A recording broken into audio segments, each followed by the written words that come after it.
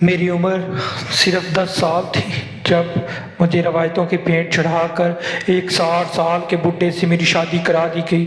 شادی کی رات میری چیخوں کی آواز کمرے سے باہر گونج رہی تھی۔ اچانک ہی کمرے کا دروازہ زور سے دھڑکنے لگا، مگر کوئی بھی میری مدد کے لیے نہیں آ سکتا تھا، کیونکہ اس بڈھے پر تو جیسے جنون سوار تھا۔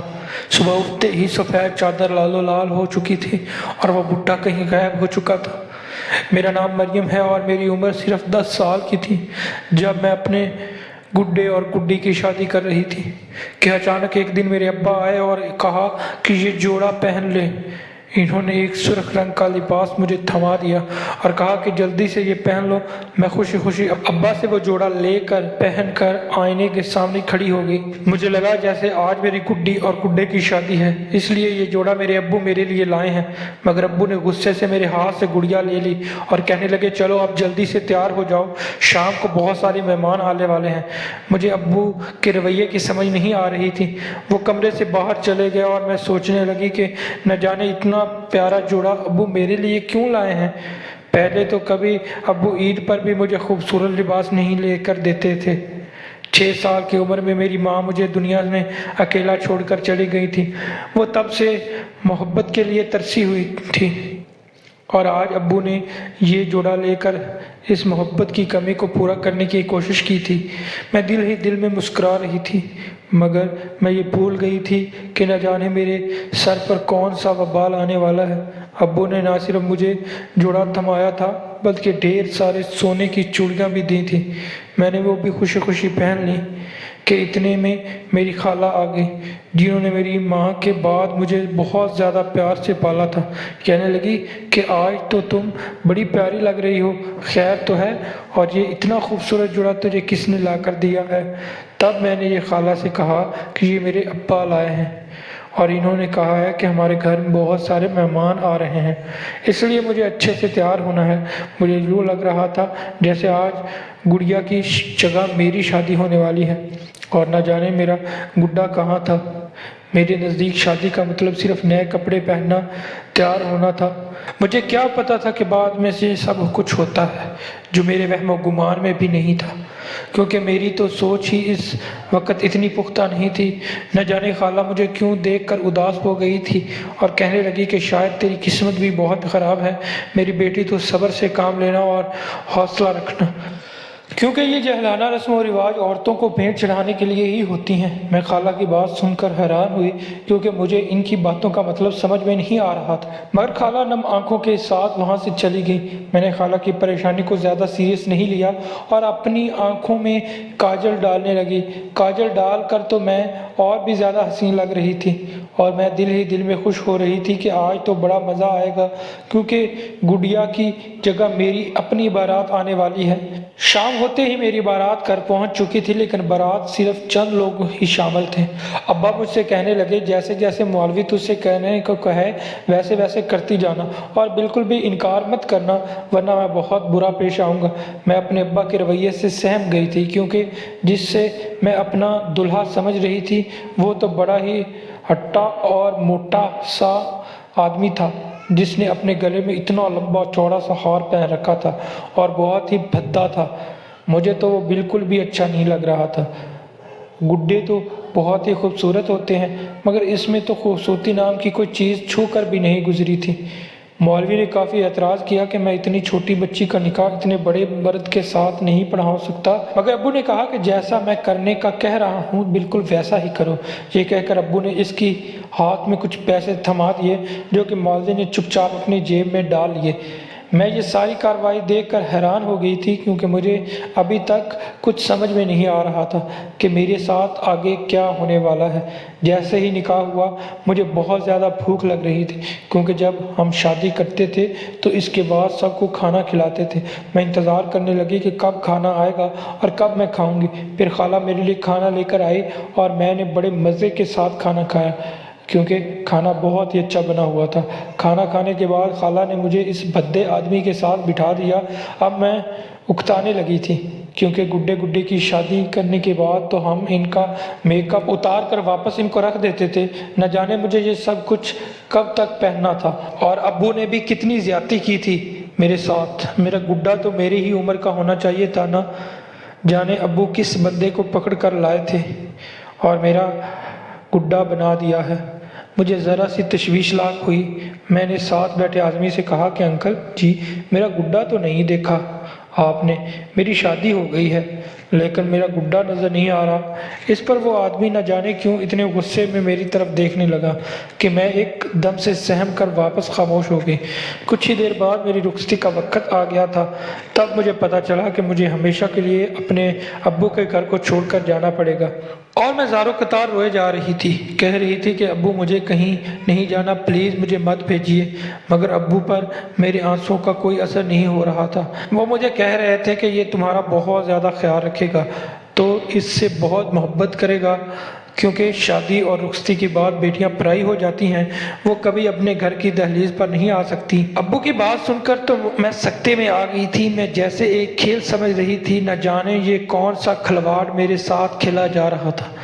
مجھے ایک کار میں بٹھایا گیا اور وہ بھدا آدمی میرے بالکل ساتھ بیٹھا گیا۔ میرا دل زور سے دھڑک رہا تھا، مجھے کسی انہونی کے احساس شدت سے ہو رہا تھا، مگر خالہ کی بات ذہن میں دوڑی۔ خالہ نے کہا تھا کہ آج کی رات تو وہاں جائے گی، کل پھر واپس تجھے لے آئیں گے، اس لیے تو خاموش رہنا۔ اور میں بالکل خاموش ہو گئی تھی۔ اس آدمی نے میرا ہاتھ پکڑ کر مجھے گاڑی سے نکالا تو میرے ہاتھ اس کے ہاتھوں میں کپ کپا رہے تھے۔ مجھے الجھن محسوس ہو رہی تھی۔ میں صرف 15 سال کی چھوٹی سی بچی تھی۔ میں بالکل ڈری سہمی سی اس آدمی کے ساتھ چلنے لگی تھی۔ اس نے میرا ہاتھ اتنی زور سے دبایا ہوا تھا کہ مجھے درد ہو رہا تھا، مگر وہ چھوڑ ہی نہیں رہا تھا۔ وہ بہت ہی زیادہ غصے کا تیز آدمی تھا۔ جب اس نے اپنے گھر کے دروازے کو دستک دی تو ایک جوان اور خوبصورت عورت باہر آئی جو گھور کر اس آدمی کو دیکھ رہی تھی۔ وہ آدمی کہنے لگا، پیچھے ہٹ، میں آج تیری سوتن لایا ہوں۔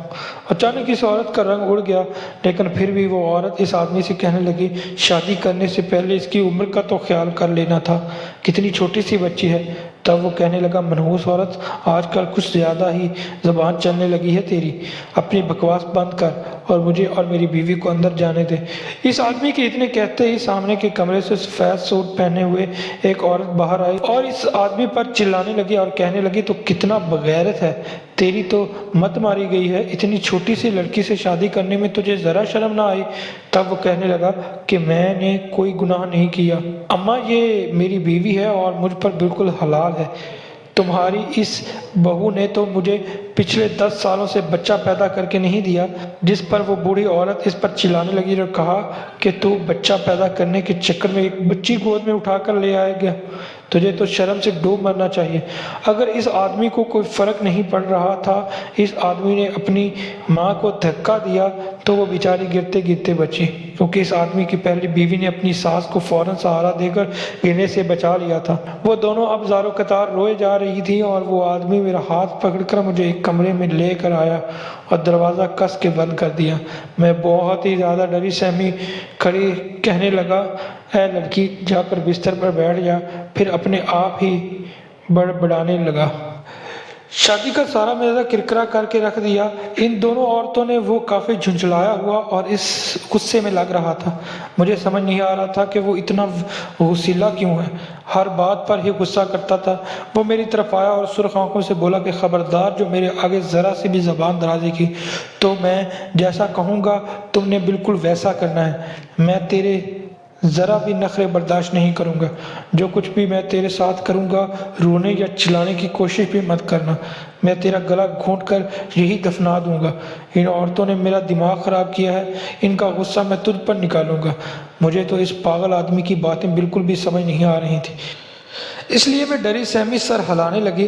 پھر وہ میرے قریب آیا، اس نے میرا چہرہ اپنے ہاتھ میں لیا اور کہا کہ آج تو بڑا ہی خوبصورت لگ رہی ہے، تجھے دیکھ کر میں خود کو کنٹرول نہیں کر پا رہا ہوں، مجھے پھر سے میری جوانی یاد آ گئی ہے۔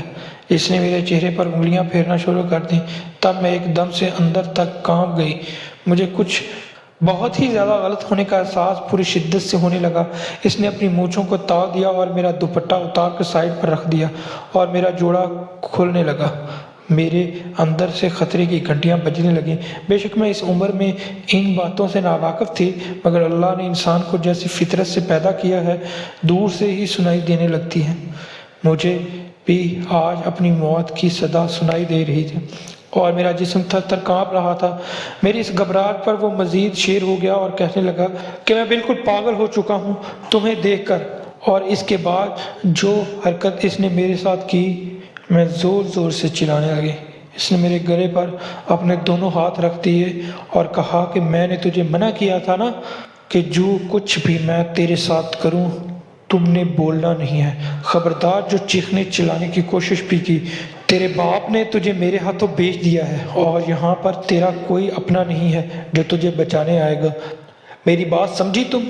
مگر ایک دم سے زور زور سے دروازہ دھڑکنے لگا۔ اس آدمی کو غصہ ساتویں آسمان پر پہنچ چکا تھا۔ اس نے کہا تو ادھر بیٹھ، میں ان دونوں عورتوں کو درست کر کے آتا ہوں۔ جیسے اس آدمی نے کمرے کا دروازہ کھولا، سامنے اس کی ماں کھڑی تھی۔ وہ بہت غصے میں لگ رہی تھی۔ اس آدمی کی ماں نے اس کے منہ پر کس کے ایک تماچا لگایا اور کہا تو انسان نہیں جانور ہے، میرا بس چلے تو تیرا گلا دبا دوں، کیونکہ ایسی اولاد کو مر ہی جانا چاہیے۔ اس بوڑھی عورت نے اسے دھکا دے کر پیچھے دھکیلا اور میری طرف بڑھنے لگی۔ میرا پورا وجود پسینے سے شرابور تھا اور میں کانپ رہی تھی۔ وہ اس عورت کے پیچھے آئے اور کہا کہ اماں چھوڑو اسے، آج ہمارے درمیان آنے کی کوشش کی تو میں بہت برا پیش آؤں گا۔ میں نے پورے 5 لاکھ روپے میں سے خریدا ہے۔ اس کی ماں نے کہا اگر تو چاہتا ہے کہ میں اسے چھوڑ دوں تو میرے راستے سے ہٹ جا، اس کی عمر نہیں ہے کہ تجھے جھیل نہیں سکے گی، لیکن جب تک اس کی عمر 18 سال نہ ہو جاتی میں اس کے ساتھ اتنا بڑا جرم نہیں ہونے دوں گی۔ یہ کہہ کر اس نے میرا ہاتھ پکڑا اور اپنے کمرے میں لے کر چلی گئی۔ وہ آدمی پیچھے سے چلاتا چیختا رہا، مگر اس عورت نے مجھے اپنے کمرے میں بٹھا دیا اور کنڈی اچھی طرح سے بند کر دی۔ وہ مجھ سے معافیاں مانگنے لگی، کہنے لگی بیٹی میری بیٹیوں جیسی ہے، کتنی معصوم اور پیاری بچی ہے، میں اس کی طرف سے تجھ سے معافی مانگتی ہوں۔ نہ جانے تیرا باپ کس مٹی کا بنا ہوا کتنا ظالم ہے جو چند ٹکوں کی خاطر اس نے اپنے ہیرے جیسی بیٹی کو بیچ دیا۔ میں اس عورت کی باتیں سن رہی تھی اور میرا دماغ جیسے سن تھا، مگر پھر آہستہ آہستہ مجھے احساس ہونے لگا کہ شادی کیا ہوتی ہے اور شوہر کس بلا کا نام ہوتا ہے۔ میں ایک دم سے اس بوڑھی عورت کے ساتھ لپٹ گئی۔ مجھے آج اپنی ماں کی بے حد یاد آ رہی تھی۔ اس سے لپٹ کر میں نے کہا خدا کے لیے مجھے اس کی عطا سے بچا لیجیے۔ اس نے کہا جب تک میں زندہ ہوں اور تجھے ہاتھ بھی نہیں لگائے گا میں تیرے ساتھ کوئی زیادتی نہیں ہونے دوں گی۔ اس آدمی کا نام جو میرا شوہر تھا نعمت تھا، مگر وہ میرے لیے کسی زحمت سے کم نہ تھا۔ اگر آج اس عورت نے مجھے نہ بچایا ہوتا تو شاید میں اب تک مر چکی ہوتی۔ میں روتے روتے اس کے سینے سے لگ کر سو چکی تھی۔ جب صبح میری آنکھ کھلی تو باہر جھگڑنے کی آوازیں آ رہی تھیں۔ شاید وہ نعمت اپنی ماں اور بیوی سے پھر سے بحث میں لگا ہوا تھا۔ میں ایک دم سے گھبرا کر کونے میں چھپ گئی۔ تھوڑی دیر کے بعد وہی مہربان عورت میرے کمرے میں آئی اور کہا کہ میں نے اس جانور کو سمجھا دیا ہے، وہ دوبارہ تمہارے پاس نہیں آئے گا۔ یوں ہی دن گزرنے لگے تھے۔ پتہ نہیں نعمت کی ماں نے اسے کیا سمجھایا تھا کہ اب وہ میرے قریب نہیں جاتا تھا۔ یہ بات ضرور تھی کہ نعمت کو دیکھتے ہی میری گھبراہٹ سے برا حال ہو جاتا تھا۔ جب بھی وہ گھر میں آتا تو میں جلدی سے اپنی ساس کے کمرے میں چھپ کر بیٹھ جاتی اور اندر سے کنڈی لگا لیا کرتی تھی۔ وہ بہت ہی نیک خاتون تھی، نہ جانے کس نیکی کا صلہ ملی تھی۔ مجھے اور اس نعمت کی پہلی بیوی بھی بہت ہی زیادہ اچھی تھی۔ وہ دونوں ہی بے پناہ خیال رکھتی تھیں۔ وہ 10 جماعت پڑھی ہوئی تھی، لیکن میں تو الف سے بے تک لکھنا نہیں جانتی تھی۔ نہ ہی میرے باپ نے مجھے اسکول میں پڑھانے کی زحمت کی تھی، اس لیے اس نے مجھے گھر سے لکھنا پڑھنا سکھانا لگی اور پھر ایک اسکول میں داخلہ کروا دیا۔ میں اپنی کلاس میں سب سے بڑی تھی۔ 15 سال کی عمر میں میں دوسری کلاس میں پڑھ رہی تھی۔ مجھے شرم محسوس ہوتی کیونکہ دوسرے اسٹوڈنٹ میرا مذاق اڑاتے تھے، مگر میں خاموشی سے جھیل لیتی تھی کیونکہ زندگی نے میرے ساتھ پہلے ہی بہت بڑا مذاق کر لیا تھا۔ اب مجھے کسی کی باتوں سے کوئی فرق نہیں پڑتا تھا۔ میں گھر میں سارا دن اپنی ساس اور اپنی سوتن کے ساتھ بڑی خوشی رہتی تھی، لیکن رات کو جیسے ہی نعمت گھر آتا میں ڈر اور سہم کر اپنی ساس کے کمرے میں چھپ جاتی تھی۔ 2 سال گزر گئے، اب میں 17 سال کی ہو چکی تھی۔ اسی دوران علی نے میرے اسکول میں داخلہ لے لیا، کیونکہ علی کے گاؤں کے اسکول میں صرف 5 جماعتیں ہی پڑھایا جاتا تھا، اس لیے 5ویں جماعت کے بعد پڑھنے کے لیے اس نے میرے اسکول میں ایڈمیشن لے لیا۔ وہ میری خالہ کا بیٹا تھا، جو کہ میری پڑوسن بھی تھی اور ماں کے مرنے کے بعد میرا خیال رکھتی تھی۔ میں اس سے مل کر بہت زیادہ خوشی محسوس کرتی تھی، کیونکہ ہم بچپن کے دوست تھے اور ایک دفعہ پھر سے مل گئے تھے۔ لیکن وہ مجھ سے چھوٹا تھا اور میں ابھی 6ٹھی جماعت میں پڑھ رہی تھی۔ میری شادی کے وقت وہ بہت چھوٹا تھا، اس لیے اس بھی میری طرح نہیں پتا تھا کہ شادی کیا مباد ہوتی ہے۔ اب میں اس سے اپنے درد وغیرہ شیئر کر لیتی تھی اور وہ حیران ہوتا تھا کہ کس طرح سے میرے باپ نے بڈھے کے ساتھ میری شادی کر دی۔ وہ اب میرا پہلے سے بڑھ کر خیال رکھنے لگا تھا۔ دوسرے بچے اگر مجھے تنگ کرنے کی کوشش کرتے تو وہ ڈھال بن جاتا تھا۔ میں ہر وقت ڈری سہمی رہتی تھی، کیونکہ میرے اندر اعتماد کی شدید کمی ہو چکی تھی۔ ایک دفعہ جب میں اسکول سے گھر واپس آئی تو میں سوتن شازیہ بہت رو رہی تھی اور میری ساس اسے چپ کروا رہی تھی۔ میں نے آتے ہی اپنی ساس سے پوچھا کہ اماں آپ ہی کیوں رو رہی ہیں؟ تب اس نے بتایا کہ شازیہ کی ماں کا انتقال ہو چکا ہے۔ یہ سن کر میری آنکھوں میں بھی آنسو آ گئے، کیونکہ میری ماں بھی بچپن میں مجھے چھوڑ کر چلی گئی تھی اور میں یہ درد اچھی طرح سے سمجھتی تھی۔ میں نے اس کے آنسو پونجے اور اسے پانی بھی پلایا، لیکن شازیہ تو اپنے ماں کے غم میں ابھی بھی روئے جا رہی تھی۔ میری ساس نے کہا کہ ہمیں اس کے جنازے پر جانا ہوگا، تجھے ہم ساتھ نہیں لے کر جا سکتے کیونکہ تو ابھی چھوٹی ہے، اس لیے تو گھر پر رہ، میں اور شازیہ چند گھنٹوں میں لوٹ آئیں گے، تو بس بے فکر ہو کر کھانا کھا کر سو جانا۔ میں نے جی ہاں میں سر ہلا دیا اور وہ میری سوتن اور میرے شوہر کے ساتھ وہاں سے چلی گئی۔ میں نے دروازہ بند کر لیا اور کھانا کھا کر سو گئی، لیکن کچھ دیر بعد زور زور سے دروازہ کھٹکنے کی آواز آئی۔ مجھے ایسا لگا جیسے میری ساس واپس آ گئی ہے، اس لیے میں نے بنا پوچھے ہی دروازہ کھول دیا، لیکن اپنے سامنے نعمت کو کھڑا دیکھ کر میری سانسیں ہی رک گئی تھیں۔ میں ڈر کے مارے پیچھے ہٹ گئی اور نعمت نے آتے ہی دروازہ بند کر دیا اور کنڈی بھی لگا دی۔ جلدی سے اپنی ساس کے کمرے میں بھاگنے لگی تاکہ کمرے کا دروازہ اندر سے بند کر کے کنڈی لگا سکوں، لیکن اس سے پہلے کمرے تک پہنچ پاتی نعمت نے میری بازو کو پکڑ لیا اور کہنے لگا کہ آج میں دیکھوں گا کہ تجھے مجھ سے کون بچاتا ہے۔ کم از کم ان دونوں عورتوں نے کچھ وقت کے لیے ہی صحیح لیکن اکیلا تو چھوڑا۔ تجھے کہنے لگا کہ یار تو میری برسوں کی پیاس بجھانے والی ہے، میں تیری کوئی بات نہیں سنوں گا، خبردار بالکل خاموش رہے۔ وہ کمرے میں آ گیا اور کنڈی بھی لگا دی۔ میں بیڈ پر زاروں قطار رو رہی تھی۔ وہ کہنے لگا کہ میں تیرا شوہر ہوں، میرا تجھ پر پورا حق ہے اور یہ عورتیں تو مجھے بھی گنہگار کر رہی ہیں، تیرے قریب نہ آنے دے رہی ہیں۔ وہ ہٹا کٹا مرد مجھ پر حاوی ہو چکا تھا، اس نے اپنی ہر حد پار کر لی تھی اور میں درد سے تڑپ رہی تھی، لیکن اس جانور جیسے انسان کے سینے میں تو جیسے دل ہی نہیں تھا جو میری تکلیف کو سمجھ پاتا۔ میں اس کے سامنے ایک بے بس اور کمزور لڑکی تھی جو کہ اس کا شکار بن چکی تھی۔ میری موت تو جیسے آج ہی لکھ دی گئی تھی۔ میری حالت بالکل غیر ہو چکی تھی اور وہ بہت زیادہ خوش ہو رہا تھا مجھے تڑپا کر۔ جب وہ اپنا مطلب پورا کر کے خوشی خوشی وہاں سے چلا گیا تو دروازہ زور زور سے کھٹکا تھا۔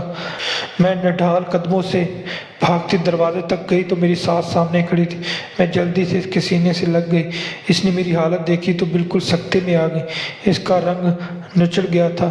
انہوں نے اپنے ماتھے پر ہاتھ مارا اور ان کے منہ سے ہائے اللہ یہ سب کیا ہو گیا کی چیخیں نکل گئیں۔ میں زاروں قطار ان کے سینے میں سر چھپائے روئے جا رہی تھی۔ وہ مجھ سے معافی مانگ رہی تھی کہ بیٹا مجھے نہیں پتا تھا کہ وہ جانور مجھے وہاں چھوڑ کر ادھر تیرے پاس آ جائے گا، مگر اب معافی مانگنے کا کیا فائدہ تھا، اب تو جو اس نے کرنا تھا وہ کر چکا تھا۔ اس کے بعد میری ساس میرا بہت زیادہ خیال رکھتی تھی۔ میں تو بستر پر ہی پڑ گئی تھی۔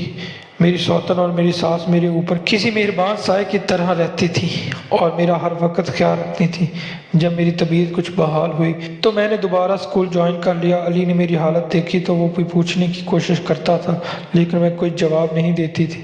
میں اسے کیا بتاتی کہ میرے ساتھ کیا ہو چکا ہے، مگر اس نے خود ہی میری گردن پر نشان دیکھ کر لیے تو بالکل چپ سا ہو گیا، جیسے اس سے سب سمجھ آ گیا ہو کہ میں کس کی حمانیت کا شکار ہو چکی ہوں۔ وہ مجھے چپ کروانے لگا اور میرے سر پر ہاتھ رکھ لیا۔ مگر اب بہت دیر ہو چکی تھی کیونکہ میں حاملہ ہو چکی تھی۔ میں صرف 17 سال کی عمر میں حاملہ ہو گئی تھی اور مجھے اپنے آپ سے شرم محسوس ہو رہی تھی۔ میں تو ابھی خود بچی تھی، اپنے پیٹ کے اندر بچہ کیسے پال سکتی تھی؟ جب میرے شوہر کو اس بات کی خبر ملی تو وہ بہت ہی زیادہ خوش ہونے لگا تھا۔ وہ کہتا تھا کہ اب تو میرا بیٹا ہی پیدا ہوگا۔ اب میں نے اسکول جانا بھی چھوڑ دیا تھا، مگر علی اب مجھے گھر آ کر پڑھاتا تھا۔ وہ مجھے تسلی اور حوصلہ دیتا تھا کہ تجھے پڑھ لکھ کر بہت آگے بڑھنا ہے، اور میں اس کو افسوس سے دیکھتی کہ اب میں نے کہاں جانا ہے بھلا۔ میری قسمت تو خراب ہونی تھی، وہ ہو چکی تھی۔ پھر میری زندگی میں ایک اور وبال آیا کیونکہ میں نے بیٹے کی بجائے بیٹی کو جنم دیا تھا، اور میری زندگی مزید جہنم بن گئی تھی۔ اب اس شخص نے مکمل طور پر مجھے اپنے بس میں کر لیا تھا اور کہا تھا کہ جب تک بیٹا پیدا نہیں ہوگا میں تجھے نہیں چھوڑوں گا۔ اب تو میری ساس اور سوتن بھی اس کے آگے بے بس ہو چکی تھی کیونکہ اس پر تو بیٹا پیدا کرنے کا بھوت سوار ہو گیا تھا۔ میں نے پہلا بچہ ہی اتنی مشکل سے پیدا کیا تھا، میں مزید بچے برداشت نہیں کر سکتی تھی، مگر اس نے اپنی من مانی کر دی اور میں پھر حاملہ ہو گئی۔ ڈاکٹر نے بھی منع کیا تھا کہ مجھ میں بچہ پیدا کرنے کی طاقت نہیں ہے، مگر اس آدمی پر تو جیسے بھوت سوار تھا۔ اسے میری صحت سے کوئی غرض نہیں تھی۔ میری ساس اور میری سوتن ہر وقت مجھے اچھی خوراک مہیا کرتی تھی، مجھے ان سے کوئی شکوہ نہیں تھا۔ مجھے تو بس اپنی قسمت پر شکوہ تھا، مگر مجھے دوسری بھی بیٹی ہی پیدا ہوئی تھی، اور میں ایک دفعہ پھر سے اپنے شوہر کے عتاب کا نشانہ بنی تھی کیونکہ وہ اس دفعہ مزید غصے میں آ گیا تھا۔ کہنے لگا، تو ہے ہی منحوس، میں نے اتنے پیسے تیرے لیے ضائع کر دیے، میں تجھے طلاق دے دوں گا اور کسی تیسری عورت سے شادی کر لوں گا جو مجھے بیٹا پیدا کر کے دے گی۔ اس کی یہ بات سن کر تو جیسے میں نے سکھ کا سانس لیا تھا۔ اس نے تیسری شادی کر لی اور تیسری عورت کو لے کر دوسرے گھر چلا گیا۔ میری بیٹیوں کو میری ساس اور میری سوتن پال رہی تھی اور میں پھر سے پڑھائی شروع کر دی تھی۔ مجھے اب اپنی بیٹیوں کے لیے پڑھا اتنا زیادہ خود مختار ہونا تھا کہ اپنی بیٹیوں کا نصیب اپنی مرضی سے لکھ سکوں، نہ کہ کسی درندے کی بھیٹ انہیں چڑھا سکوں۔ ایک دن مجھے اپنی جاب سے واپسی پر راستے میں علی مل گیا۔ وہ مجھے دیکھ کر بہت حیران ہوا اور کہا کہ تم کتنی بدل گئی ہو اور کتنی حسین ہو گئی ہو پہلے سے بڑھ کر۔ میں اسے دیکھ کر مسکرانے لگی۔ میں نے کہا، قسمت سے دھکے کھا کر میں آج اس مقام پر پہنچی ہوں کہ اپنی بیٹیوں کی پرورش اپنے ہاتھوں سے کر سکوں اور ان کا نصیب اچھا بنا سکوں، کیونکہ میری قسمت نے تو مجھے صرف دکھ ہی دیے ہیں۔ یہ سن کر علی نے کہا، اپنی ماں کو تمہارے گھر لاؤں گا اور میں ایک سوال کروں گا تم سے، پلیز انکار مت کرنا، میری تم سے التجا ہے۔ میں اس کی بات سن کر تھوڑا سا حیران ہوئی، پھر مسکرا دی، لیکن جب علی اس کی ماں کے ساتھ میرا رشتہ مانگنے آیا تو میں بالکل پریشان ہو گئی۔ میں نے کہا، خالہ جان جی آپ کیسی باتیں کر رہی ہیں؟ میں 2 بیٹیوں کی ماں ہوں اور علی تو جوان ہے، خوبصورت ہے، اسے کوئی بھی اچھی لڑکی مل جائے گی۔ مگر خالہ نے میرے سر پر ہاتھ رکھا اور کہا کہ میں تو شروع سے ہی یہی چاہتی تھی کہ تجھے اپنے علی کی دلہن بناؤں، مگر تیرے باپ نے تجھ پر بڑا ظلم کیا ہے۔ مگر اب سب کچھ ٹھیک ہو چکا ہے، اب فیصلہ تیرے ہاتھ میں ہے، تو چاہے تو اپنی زندگی میں شامل کر لے، وہ تجھے بہت خوش رکھے گا اور تیری بیٹیوں کی بھی پرورش اپنی باپ بن کر کرے گا۔ یہ میرا تجھ سے وعدہ ہے۔ اور میں نے ان کے فیصلے پر سر جھکا لیا تھا۔ شاید قسمت مجھے ایک بار پھر موقع دینا چاہتی تھی، خوش رہنے کا، زندہ رہنے کا اور اپنی مرضی سے جینے کا، اپنے من پسند ہم سفر کے ساتھ۔ اس لیے میں نے حامی بھر لی تھی کیونکہ وہ لوگ اتنی آس اور امید لے کر میرے دروازے تک آئے تھے، میں انہیں خالی ہاتھ کیسے لوٹا سکتی تھی؟ آپ کو کیا لگتا ہے ناظرین کہ کیا میں نے دوسری شادی کر کے غلط کیا؟ اپنی بیٹیوں کی پرورش کے لیے ایک باپ کی تلاش کیا میرے لیے جرم ہے یا نہیں؟ کمنٹ میں ضرور لکھیے گا۔